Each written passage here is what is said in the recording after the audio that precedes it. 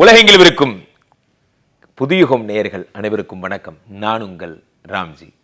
கன்னிராசிக்காரர்கள் யார் சார் இந்த பேர் வச்சாங்க? கன்னிராசின்னு பேர் வச்சாலும் பேர் வச்சாங்க எங்களுக்கு பொண்ணே கிடைக்க மாட்டேங்குது சார். அது என்னமோ அந்த சிம்மராசிக்கு பேர் வச்ச மாதிரி உங்களுக்கும் யாரோ கன்னிராசின்னு பேர் வச்சு விட்டாங்க. ஸோ இந்த கன்னிராசிக்காரர்களுக்கெல்லாம் என்ன நடக்கும்னா 12 கூடைய சூரிய பகவான் 5ஆம் வீட்டில் வரைகிறார். ராசிநாதனும் 1-10 கூடைய புத பகவானும் 5ஆம் வீட்டிற்கு வருகிறார். சூப்பரே, இதை விட அடிச்சுக்கிறதுக்கு வேற என்ன இருக்கு சார்? ஒரு பழம் நழுவி பாலில் விழுந்து அது நழுவி வாயில் விழுந்ததும்பாங்க. அந்த மாதிரி உங்களுக்கு 1-10 கூடைய புதன் ஆதித்யனோடு சேர்ந்து யோகம் பெற்று 5ஆம் வீடாகப்பட்ட யோகஸ்தானத்திலே அமர்ந்து விடுகிறார். சார் எதை செஞ்சாலும் ஒரு யோகம் வேணும் சார், எதை செஞ்சாலும் ஒரு யோகம் வேணும். உங்களுக்கு செவ்வாய் பகவான் 10ல் இருக்கார். அரசு பணி கிடைக்க போகுது இந்த வருடம். நீங்கள் அரசு பணியில் 3-8 கூடைய செவ்வாய் பாதகாதிபதி. அவங்களுக்கு உங்களுக்கு 8 கூடையவன் குட்டிச்சோராக்குவான்ங்கிறது பேர். அந்த 8 கூடையவன் 10ஆம் வீட்டில் அமரும் பொழுது என்ன ஆகுதுன்னா அது ரிவர்ஸ் ஆகி உங்களுக்கு நல்லது நடக்குது. ஒரு பேராசிரியர் ஒருத்தர் அவர்கிட்ட சொல்கிறாரு, அவங்க தாத்தா என்ன ஆகிடுதுன்னா பிராணம் போகுது. 99 வயசு தாத்தாக்கு. இன்னும் ஒரு வயசு இருக்குமாரான்னு தெரில. அந்த நிலைமையில் டாக்டர் சொல்லிட்டார். என்ன சொல்கிறார்? இந்த மாதிரி நீங்கள் எல்லாம் வீட்டுக்கெல்லாம் சொல்லி விட்டுருங்க எல்லாம் சொல்லிட்டார். அப்போ என்ன பண்ணுறாங்க, இவர் வீட்டில் இருக்க எல்லாருக்கும் சொல்லிட்டார். சித்தப்பா பெரியப்பா எல்லோரும் சொல்லிட்டாங்க. எல்லாம் வீட்டுக்கு வந்துட்டாங்க. வீட்டுக்கு வந்துட்டு பேராசிரியர் என்ன பண்ணார், 3 நாள் ஆச்சு 4 நாள் ஆச்சு பிராணம் போகலை. யார்?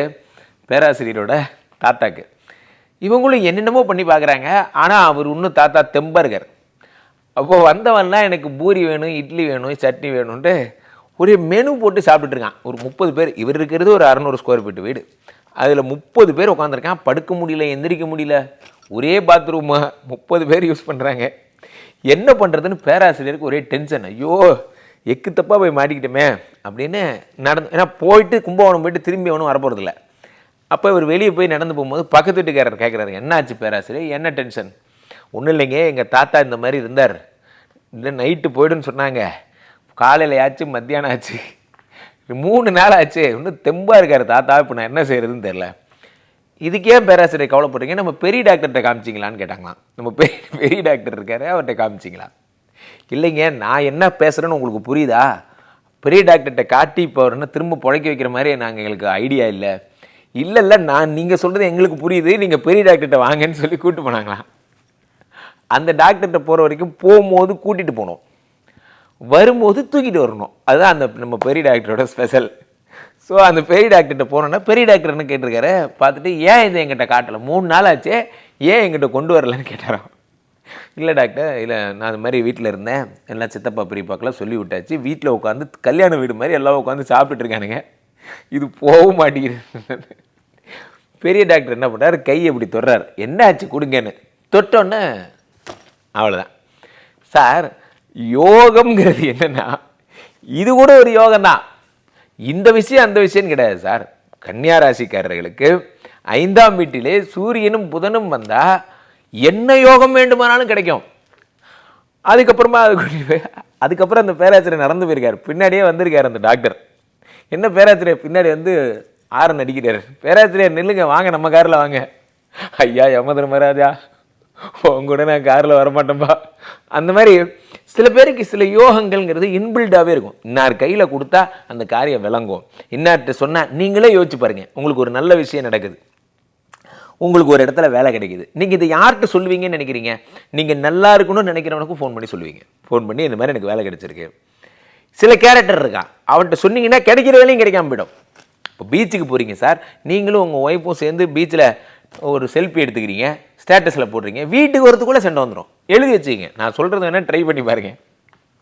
நம்ம ஆளுங்க அவ்வளோ நல்லவங்க, எங்கள் கண்ணுப்பட்டா. ஸோ அப்போது உங்களுக்கு 5ஆம் வீட்டில் இருக்கக்கூடிய சூரியனும் புதனும் சேர்ந்து யோகங்களாக அள்ளித்தரப்போகிறார்கள்.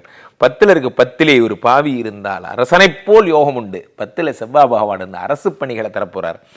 சூப்பராக இருக்க போகிறீங்க. இந்த மாதம் உங்களை அடிச்சுக்கிறதுக்கு ஒருத்தர் பிறந்து வரணும், அவ்வளோ சூப்பரான ஒரு மாதமாக இந்த ஜனவரி மாதம் இருக்கும். அதனால் நான் சொன்ன இந்த பெரிய டாக்டர் கதையை மறந்துடாதீங்க.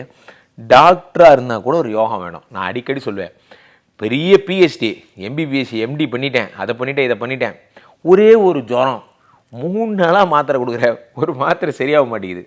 பக்கத்தில் இருக்கிற தேன்மொழி டாக்டர் ஒரே ஒரு ஊசி போட்டுச்சு அந்த அம்மா.